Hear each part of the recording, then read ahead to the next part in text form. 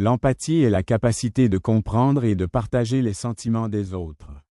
Elle est essentielle car elle constitue la base de la compréhension, de l'établissement de liens et de la fourniture d'un soutien significatif, permettant aux individus de naviguer dans des interactions sociales complexes avec compassion et considération. Nous allons maintenant explorer les techniques permettant de favoriser une communication ouverte et empathique, en mettant l'accent sur l'écoute active, la validation et l'absence de jugement. Ces techniques sont essentielles pour les proches aidants qui travaillent avec des adolescents aux capacités diverses, car elles forment les bases de la compréhension et du soutien. Commençons par l'art de l'écoute active. Il ne s'agit pas seulement d'entendre les mots, mais de s'engager pleinement dans ce qui est communiqué. Pour les proches aidants d'adolescents aux capacités diverses, l'écoute active peut consister à prêter attention aux indices verbaux et non verbaux.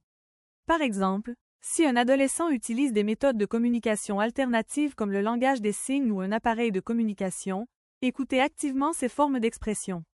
Montrez votre engagement par le langage corporel, en hochant la tête et en donnant des signes verbaux encourageants pour démontrer votre attention. Il est également essentiel de reconnaître et de valider les sentiments et les expériences des adolescents.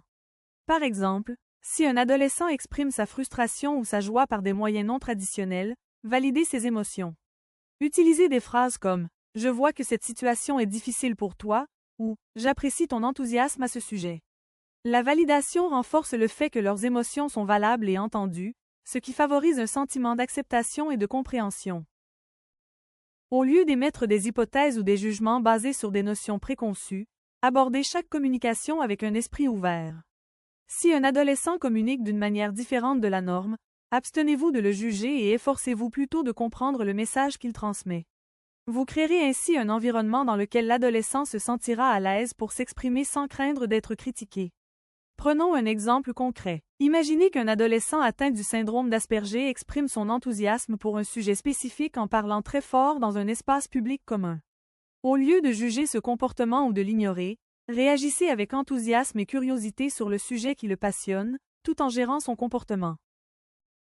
En établissant un contact visuel et en vous abaissant à leur niveau pour être face à face, vous pouvez leur montrer que vous êtes incroyablement intéressé d'en savoir plus, mais de manière à ce que vous soyez le seul à entendre et personne d'autre.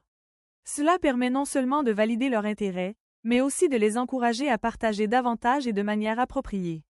N'oubliez pas que l'objectif est de rencontrer l'adolescent là où il est et d'apprécier sa façon unique de s'exprimer, tout en faisant de chaque interaction une expérience d'apprentissage pour tous les deux. Enfin, n'oubliez pas de renforcer les interactions réussies. Vous pouvez utiliser des moyens simples, tels que des compliments verbaux ou un signe de félicitation que vous créez ensemble.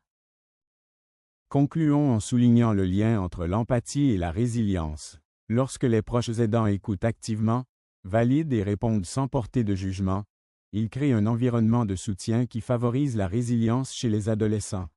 Se sentant compris et acceptés, les adolescents sont mieux équipés pour surmonter les difficultés, développer des capacités d'adaptation et renforcer leur force émotionnelle. L'empathie devient un outil puissant pour cultiver la résilience et contribue au bien-être général de l'adolescent.